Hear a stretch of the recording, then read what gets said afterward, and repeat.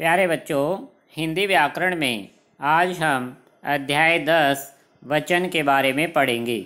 वचन को इंग्लिश में नंबर कहा जाता है और नंबर का अर्थ होता है संख्या। तो वचन का क्या अर्थ हुआ? संख्या से। कि वचन शब्द से अभिप्राय है संख्या बताने वाला, यानी ऐसे शब्द जिनसे हमें संख्या का बोध है। यह संज्ञा शब्द के एक या एक से अधिक होने की जानकारी देते हैं। कि बच्चों, दो तरह की जानकारी मिलेगी इन शब्दों से हमें। कि वचन एक तरह के शब्द हैं जिनसे हमें शब्द के एक होने का पता चलेगा या फिर एक से अधिक होने का पता चलेगा। आइए उदाहरण से समझते हैं। कि मेज पर किताब रखी है, तो किताब शब्द से बच्चों एक होने का बोध होता है। बच्चा खेल रहा है, बच्चा शब्द से उसकी एक संख्या का पता चलता है। घोड़ा दौड़ रहा है, घोड़ा शब्द से इसकी एक संख्या का पता चलता है। मेज पर किताबें रखी हैं, तो किताबें शब्द से अनेक का बोध होता है।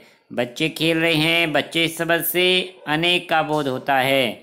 घोड़े दौड़ रहे हैं, तो घोड़े शब्द से अनेक का बोध होता है।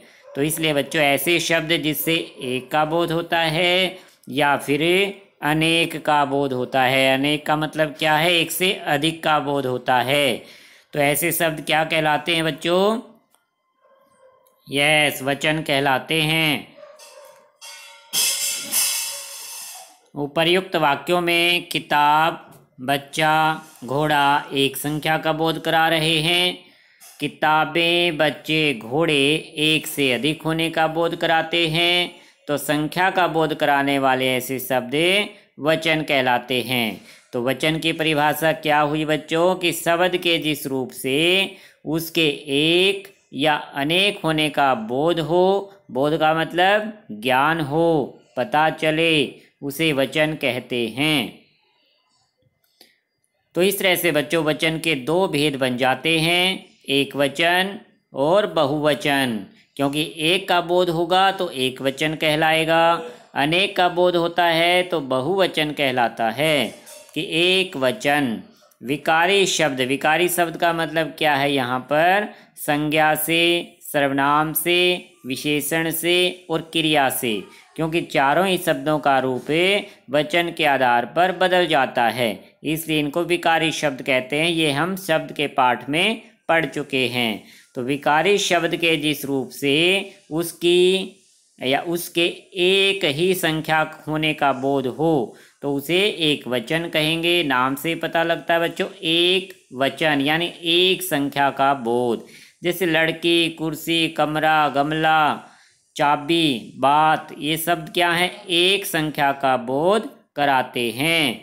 और दूसरा भेद क्या है बच्चों? बहुवचन। बहु का मतलब होता है अनेक, यानी एक से अधिक।